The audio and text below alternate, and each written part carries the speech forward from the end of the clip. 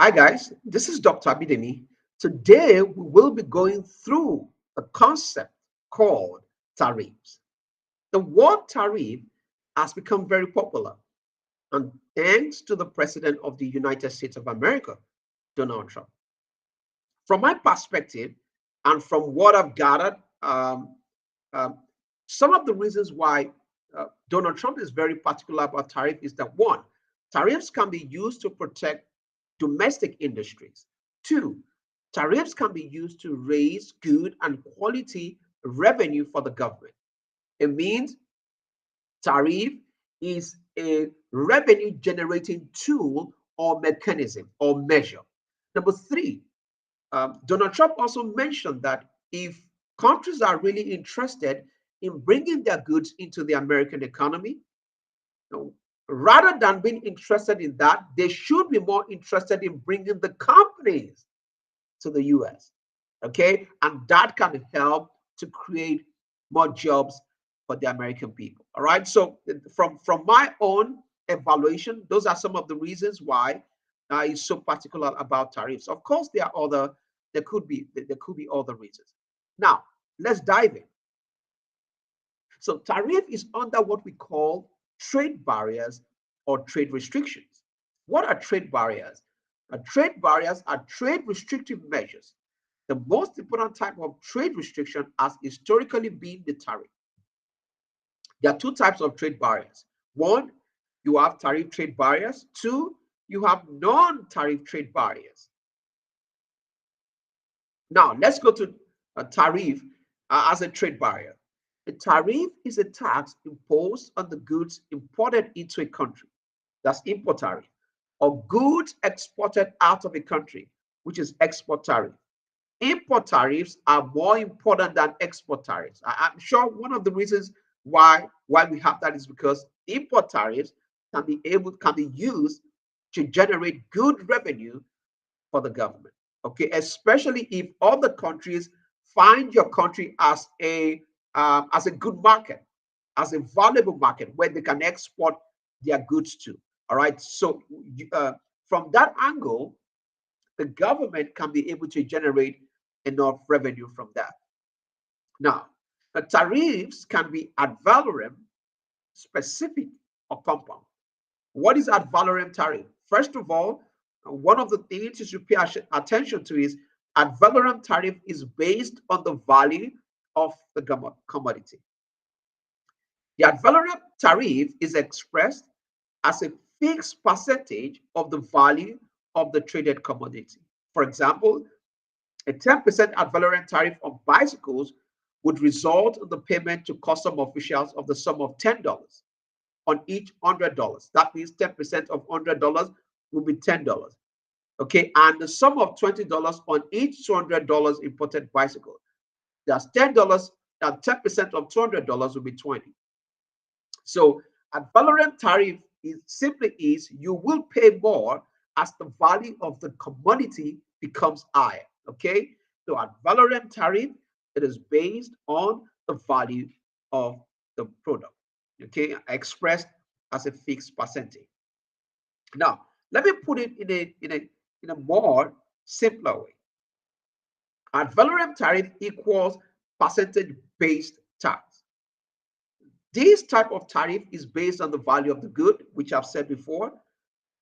The word ad valorem is Latin for according to value. For example, if Nigeria has a 10% ad valorem tariff on imported shoes and the pair of shoes cost $100, the tariff will be $10. If the shoes cost $200, the tariff becomes $20. The key point here is that the more expensive the product, the higher the tariff amount. Okay? Now, an ad valorem tariff can be imposed on agricultural products, automobiles, luxury goods, technological products, alcohol, and tobacco. Ad valorem tariffs can offer several benefits for regulating trade and generating revenue. It can also be used to protect domestic industries. Okay? Now, let's take a look at specific tariffs. So we've done that, or we've discussed that of ad valorem tariff. What then is specific tariff? A specific tariff is expressed as a fixed sum per physical unit of the traded commodity. A specific tariff of $10 on imported bicycles means that customs officials collect the fixed sum of $10 on each imported bicycle, regardless of its price. So let's say that the specific tariff is fixed at $10. Okay, maybe you import bicycles into a country. For specific tariff, it does not depend on the value of the product.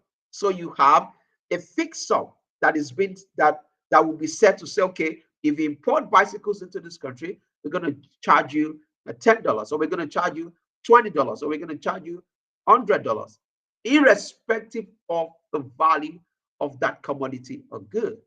Okay, let's put it more simply. Specific tariff equals fixed amount tax. This tariff is a fixed charge per unit, no matter what the value of the good. Let's give an example.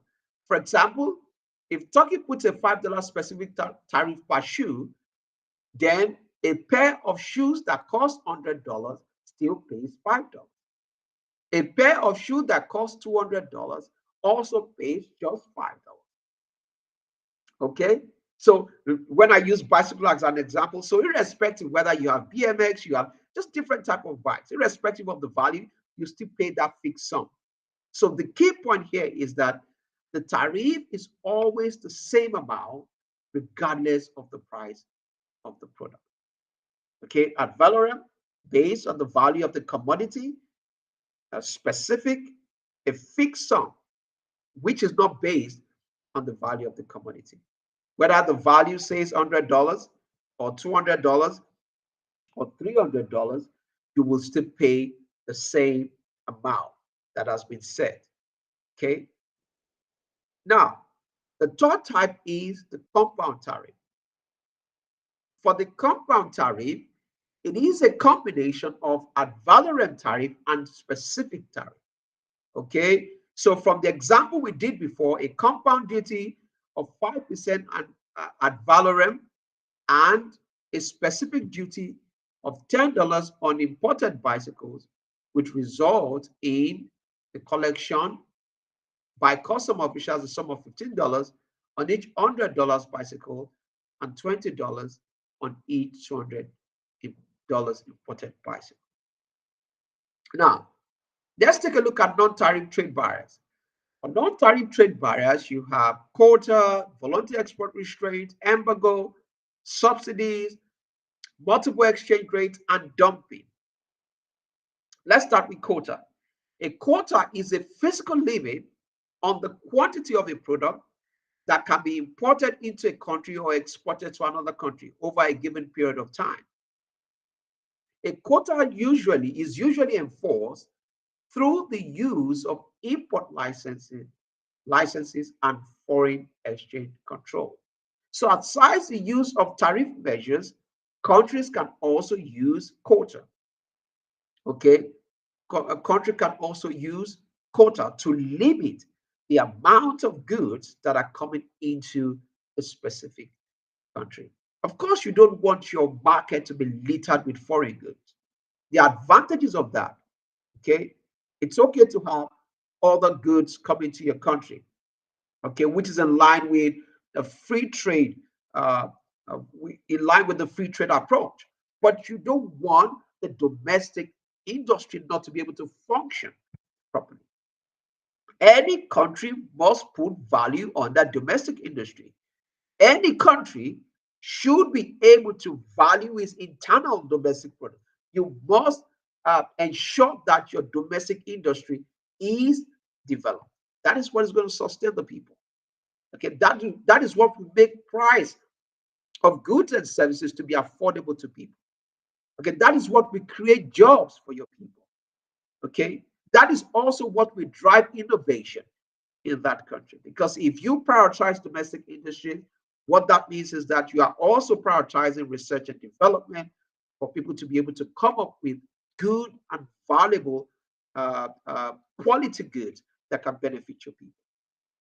So the domestic industry has to function properly, because it will have a very huge impact on the globe, on the economy as a whole. Okay, so number 3, you also have a voluntary export restraints. One second. We also have voluntary export restraints. So this refers to the case where an importing country induces another nation to reduce its export of a commodity voluntarily under the threat of higher all-round trade restriction, when this export threatening an entire domestic industry. So you've seen the policies, for example, from the American government dishing out tariffs, increasing tariffs to other countries. Okay, part of the reasons could be that maybe part of the reasons, I am sure, is if there is a huge threat to domestic industries not to function properly, then what do? You have to ensure that you limit goods coming into your country. Like I said before, domestic industries have to be protected, because that is what can sustain the economy on the long run. Okay. 4, embargo. When an embargo is placed on an imported good, it means the good is totally banned, and as a result, it is not imported into the country. Okay, embargo means banning the good from coming into your country. 5, the subsidies. Government may subsidize a local entrepreneur to offset part of the cost of production. This will enable a local firm to sell at a price lower than the price of the competing import. Consequently, demand will shift in favor of domestic producer and against foreign producer. So you want to be able to subsidize your local industries, your entrepreneurs, your local entrepreneur, so that they can also compete with those foreign goods. Okay. 6, multiple exchange rate. This refers to payment or charging of different prices in terms of local currency for foreign currencies to achieve the most desirable allocation of resources. Multiple exchange rates as a protective measure will be effective only in a country where it is illegal for individuals and businesses to want foreign currencies except by permission of the government. Okay. Number 7, dumping. Okay, so dumping is the practice of selling a good abroad at a lower price compared to the price of the same good in the domestic market. If the price charged by the foreign firm is too low, domestic producers may be completely driven out of the market, thereby causing unemployment and the decline of gross domestic product. Okay? So before I go to the arguments for trade restrictions, first of all, we talked about trade barriers. Okay, so under trade barriers, you have tariff and non-tariff trade barriers. Under tariff trade barriers, you have ad valorem and specific. Ad valorem is based on the value of the product. Specific is per unit. Okay. So for ad valorem, you will pay more as the value goes up. For specific, you don't pay more as the value goes up. You pay that amount that has been allotted to that good, a fixed amount that has been allotted to that good. Then we move to compound. You said compound is a combination of ad valorem and specific.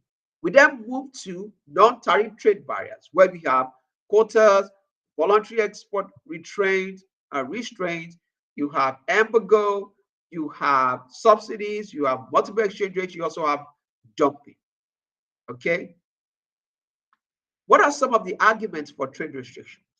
1, to protect infant industry. Okay. 2, to protect and expand domestic employment. Okay, so in your country, you would have